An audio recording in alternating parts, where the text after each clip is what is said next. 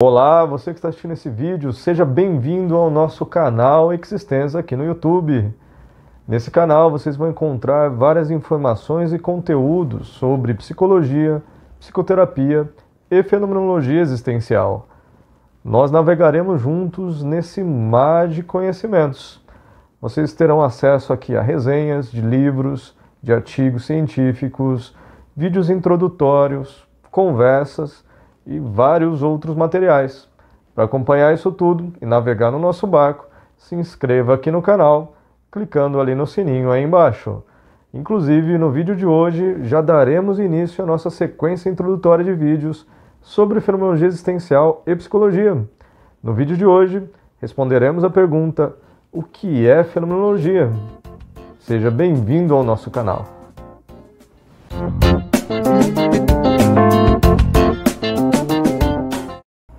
Bem, como eu já antecipei para vocês, então o vídeo de hoje é o primeiro de uma série de vídeos introdutórios à fenomenologia existencial. E nós vamos começar com essa pergunta que, embora pareça muito geral, é também muito importante para a gente começar a caminhar nesse território e definir exatamente do que se trata a fenomenologia. Então essa pergunta nos coloca diante de uma definição. Primeira coisa que vale dizer é: a fenomenologia é um termo composto por dois termos. Por um lado, fenômeno. Por outro lado, logia. Fenômeno, na verdade, a gente pode pensar isso de uma série de formas. Num primeiro momento, talvez o que vem à nossa memória é a ideia de fenômeno enquanto aquilo que a gente estuda na ciência. Então seria o fenômeno da física, que é a natureza, fenômeno da biologia, que é o ser vivo, fenômeno da psicologia, que seria aí os fenômenos psicológicos ou mentais ou ainda comportamentais. A gente também poderia pensar, talvez, quando a gente fala de fenômeno, a gente está falando de algo que acontece raramente ou que acontece de uma maneira abrupta, um acontecimento, né? Por exemplo, assim são os fenômenos da natureza, relâmpagos, terremotos e coisas do tipo. Ou ainda fenômenos sobrenaturais. Quando a gente fala de fenomenologia, a gente está pensando numa definição um pouco mais ampla, que é capaz de abarcar mais coisa do que isso, mas também uma definição que vai nos colocar em contato com o fenômeno propriamente dito, com um certo caminho para compreender tudo aquilo que a gente chama de fenômeno.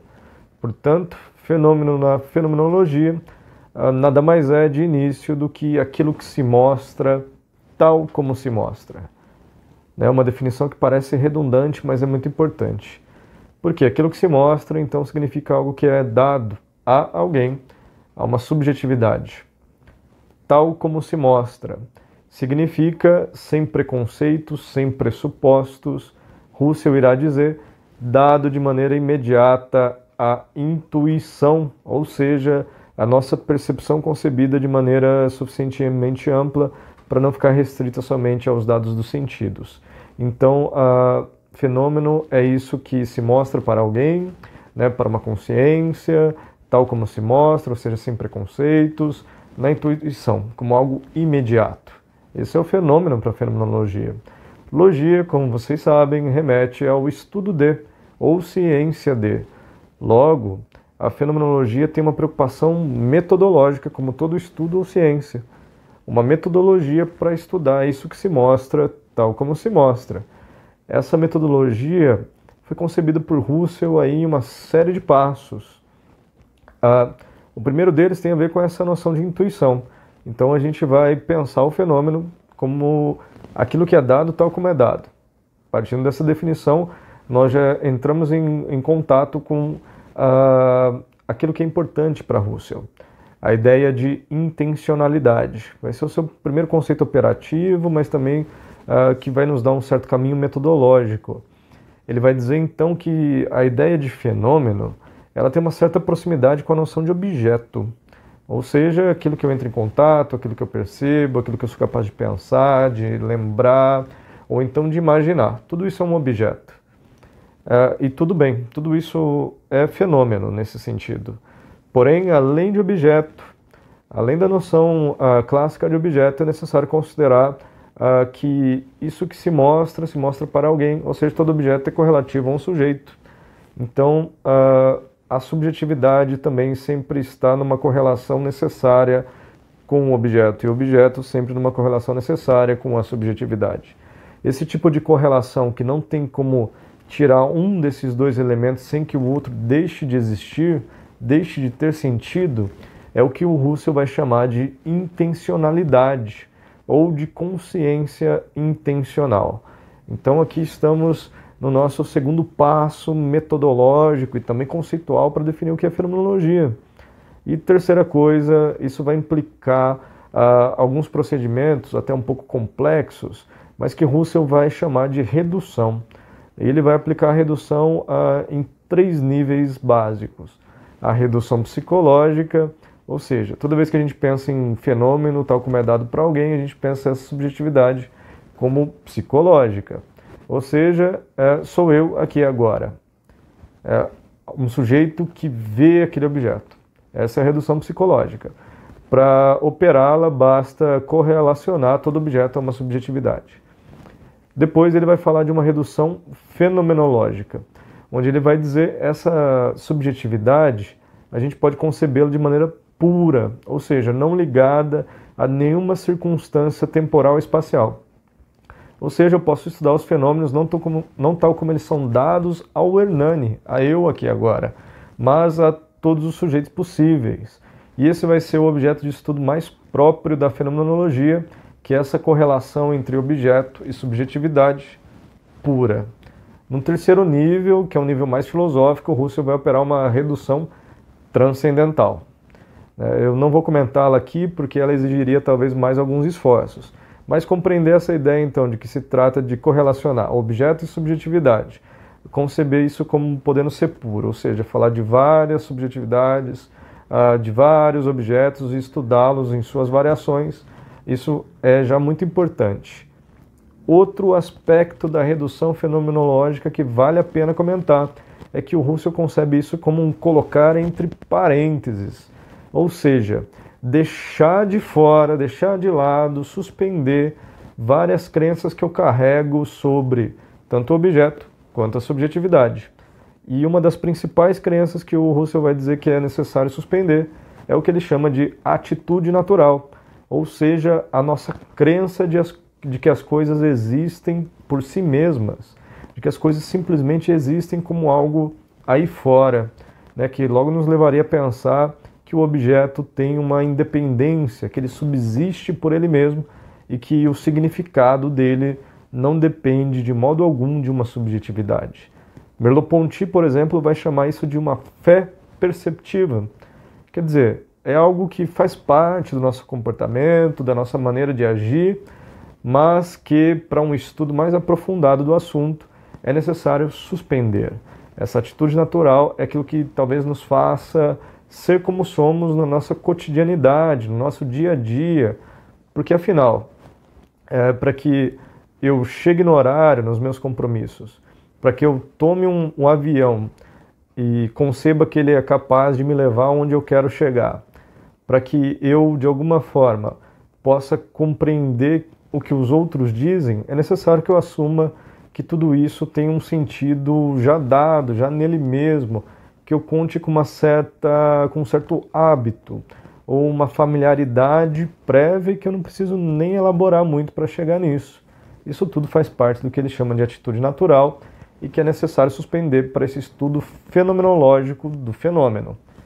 Pois bem, nós temos aqui então todo esse caminho metodológico e tem um outro caminho que tem a ver mais com a construção de argumentos, avaliação de argumentos fenomenológicos. Isso tudo vai conduzir para o que Russell chama de variação eidética, variação imaginativa, que são as maneiras ou os meios de conseguir contraprovas para aquilo que a fenomenologia estuda. E a gente chega no nosso, talvez, centro, né, do que a fenomenologia faz, que é, ela então descreve os fenômenos concebidos daquela forma, como eu disse, por meio desse aparato metodológico. Então a fenomenologia é um estudo descritivo dos fenômenos, tal como dados para alguém, nas vivências significativas deste alguém, que inclusive pode ser tomado de maneira pura, buscando aí as variações de descrição disso para chegar a algo mais geral e as estruturas mais básicas dessa vivência. Então aí nós chegamos a outros conceitos, como esse de vivência, vivência intencional, que é basicamente a mesma coisa que objeto intencional, porque todo objeto é dado para alguém, na vivência, que é sempre temporal. E a fenomenologia vai estudar, portanto, essa vivência concebida como temporalidade, como um fluxo temporal. Inclusive, esta é uma metáfora muito importante para a fenomenologia e será o nosso objeto de discussão, de análise no nosso próximo vídeo. Mas, para concluir esse vídeo, eu gostaria somente de mencionar a circunstância histórica de surgimento da fenomenologia, e assim a gente compreende um pouco melhor e fecha a nossa ideia sobre o assunto, sobre a definição do que é a fenomenologia. Pois bem, a fenomenologia surge com alguns trabalhos do Russell, sobretudo as investigações lógicas que surgem na virada do milênio, 1900, 2 volumes que são publicados em 1900 e 1901, curiosamente, mesma época de publicação de A Interpretação dos Sonhos do Freud.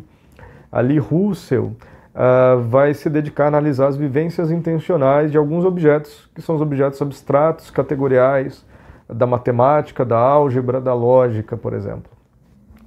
E ali ele vai inaugurar, então, esse estudo da vivência por todo aquele aparato metodológico que eu mencionei. Depois a fenomenologia vai se desdobrar com outros autores para estudos mais psicológicos ou estudos existenciais também, como por exemplo através do trabalho de Martin Heidegger. Mas o que sempre vai se considerar nesses estudos fenomenológicos, talvez como uma certa constante, é justamente essa ideia de uma correlação objetivo-subjetiva. A ideia de subjetividade talvez varie entre os autores, mas essa correlação necessária, a intencionalidade, é algo que se mantém, e a ideia de uma metodologia que chegue a nos permitir estudar as estruturas básicas das vivências significativas. E aí a gente pode concluir, então, fenomenologia através desse movimento histórico que se opõe a positivismo, naturalismo, a algumas ciências que talvez estavam perdendo de vista algo. Ela se dedica ao estudo das estruturas básicas da vivência significativa. Logo, a pergunta: como é que surgem os significados das nossas vivências? Já que as nossas vivências são sempre temporais, ou seja, já que vivemos num fluxo de tempo. E é isso que a gente vai continuar conversando no próximo vídeo. Continue nos seguindo aqui no canal para navegar mais nessas ondas, mais nesse mar, nesse fluxo de tempo e saber um pouco mais sobre fenomenologia. Se inscreva no canal, interage aqui com a gente e vamos seguir dialogando. Tchau, tchau!